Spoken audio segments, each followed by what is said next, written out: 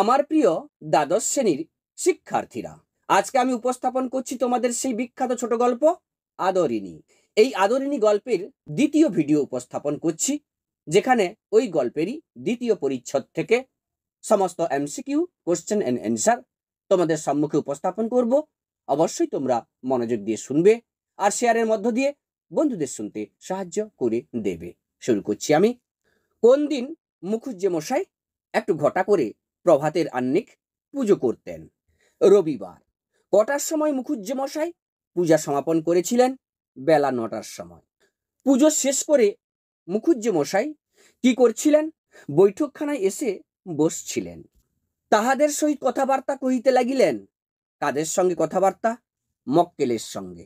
হঠাৎ কার কথা মনে পড়েছিল? হাতির কথা। পত্রের সূচনা কিভাবে হয়েছিল? প্রবল প্রতাপান্বিত শীল শ্রী মনমোহ মহারাজ নরেশচন্দ্র রায়চৌধুরী বাহাদুর আশ্রিত জন প্রতিপালকেশু।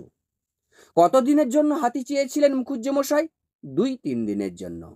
কেমন হাতি চেয়েছিলেন মুখুজ্জে মশাই? সুশীল ও সুবোধ হস্তি। কি প্রার্থনা করে পত্র লিখেছিলেন মুখুজ্জে মশাই? একটি সুশীল ও সুবোধ হস্তি প্রার্থনা করে পত্র লিখেছিলেন। কার মাধ্যমে পত্র প্রেরণ করেছিলেন মুখুজ্জে মশাই? একজন ভৃত্যের মাধ্যমে। পত্রখানি লইয়া যাইতে আজ্ঞা দিয়া। কাকে আজ্ঞা দিয়েছিলেন মুখুজ্জে মশাই? একজন ভৃত্যকে। জয়রাম মুখোপাধ্যায়ের বয়স কত? 50 পার হয়েছে। জয়রাম মুখোপাধ্যায়ের দেহের গড়ন কেমন? লোকটি লম্বা ছাঁচের, রংটি আর একটু পরিষ্কার হলেই গৌরবর্ণ বলা যেতে পারে। জয়রাম মুখোপাধ্যায়ের গোঁপগুলি কেমন? গোঁপগুলি মোটা মোটা, কাঁচাই পাকাই মিশ্রিত। জয়রাম মুখোপাধ্যায়ের মাথার সম্মুখে কি আছে? টাক আছে। জয়রাম মুখোপাধ্যায়ের 2 চক্ষু কেমন? বড় বড়, ভাসা ভাসা। তাহার হৃদয়ে ড্যাশ যেন হৃদয় ছাপাইয়া শূন্যস্থান পূরণ কর কোমলতা। চক্ষু 2টি দিয়া উছলিয়া পড়িতেছে। কি উছলিয়া পড়ছে? হৃদয়ের কমলতা। জয়রাম মুখোপাধ্যায়ের আদি নিবাস কোথায় ছিল? যশোর জেলায়। জয়রাম মুখোপাধ্যায় প্রথম মোক্তারি করতে আসেন কোথা থেকে? যশোর জেলা থেকে। খোলে নাই। কি খোলেনি? রেল। আদরিণী গল্পে কোন নদীর কথা বলা হয়েছে? পদ্মা। জয়রাম মুখোপাধ্যায়কে কোন নদী পার হয়ে আসতে হয়? পদ্মা। জয়রাম মুখোপাধ্যায় কোন কোন যানবাহনের মাধ্যমে এপার বাংলায় আসতেন? নৌকা আর গরুর গাড়ি। জয়রাম মুখোপাধ্যায়ের সঙ্গে কেবলমাত্র কি ছিল? একটি ক্যাম্বিসের ব্যাগ এবং একটি পেতলের ঘটি ছিল। কত টাকার বিনিময়ে জয়রাম মুখোপাধ্যায় বাড়ি ভাড়া নিয়েছিলেন?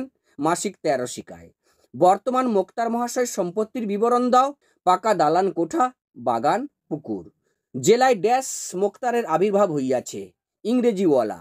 জেলায় প্রধান মোক্তার কে ছিলেন? জয়রাম মুখোপাধ্যায়। জয়রাম মুখোপাধ্যায়ের মেজাজ কেমন ছিল? কিছু রুক্ষ। যৌবনকালে জয়রাম মুখোপাধ্যায় কেমন ছিলেন? রীতিমতো বদরাগী ছিলেন। মুখোপাধ্যায় মহাশয়ের হৃদয়খানি অত্যন্ত ড্যাশ ও ড্যাশ, কোমল ও স্নেহপ্রবণ।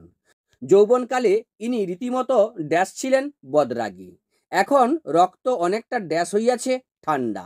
হাকিমেরা একটু অবিচার অত্যাচার করিলেই মুখুজ্জে মহাশয় কি করতেন? রেগে চিৎকার করে অনর্থপাত করত। মুখোপাধ্যায় মহাশয়ের সঙ্গে কার বচসা হয়েছিল? ডেপুটির সঙ্গে। মুখোপাধ্যায় মহাশয়ের গাইয়ের নাম কি? মঙ্গলা। মঙ্গলা গাই একটি ড্যাশ প্রসব করিয়াছে? এঁড়ে বাছুর। মুখোপাধ্যায় মহাশয় এঁড়ে বাছুরের নামকরণ কার নাম অনুসারে করেন? ডেপুটি বাবুর নামে। বিকালে বাড়ি আসিয়া দেখিলেন। কি দেখলেন? তার মঙ্গলা গাই একটি এঁড়ে বাছুর প্রসব করেছে। ডেপুটির সঙ্গে মুখোপাধ্যায় মহাশয়ের কখন বচসা হয়েছিল? একদিন এজলাসে। তখন আদর করিয়া উক্ত ড্যাশ নামে বাছুরটির নামকরণ করেছিলেন ডেপুটি বাবুর। ডেপুটি বাবু কথাটা কিভাবে শুনেছিলেন? লোক পরম্পরায়। নিতান্ত প্রীতিলাভ করেন নাই। কার কথা বলা হয়েছে? ডেপুটি বাবু। আইন নিয়ে কার সঙ্গে তর্ক হচ্ছিল মুখোপাধ্যায় মহাশয়ের? হাকিমের সাথে। অবশেষে রাগের মাথায় জয়রাম কি বলে বসেছিলেন? আমার স্ত্রীর যতটুকু আইন জ্ঞান আছে হুজুরের তাও নেই দেখছি। আদালত অবমাননার জন্য মোক্তার মহাশয়ের কত টাকা জরিমানা হয়েছিল? 5 টাকা। মুখোপাধ্যায় মহাশয় কত টাকা খরচ করে জরিমানা মুকুব করেছিলেন? 1700 টাকা ব্যয় করে। জরিমানার বিরুদ্ধে মুখোপাধ্যায় মহাশয় কোথায় লড়েছিলেন? হাইকোর্টে অবধি লড়েছিলেন। শিক্ষার্থীরা, এইভাবে তোমাদের সম্মুখে দ্বিতীয় পরিচ্ছদ থেকে 49টি এমসিকিউ কোশ্চেন এন্ড অ্যান্সার উপস্থাপন করলাম। অবশ্যই তোমরা মনোযোগ দিয়ে পড়বে, অনুশীলন করবে। তোমাদের সফলতা কামনা করি। ধন্যবাদ।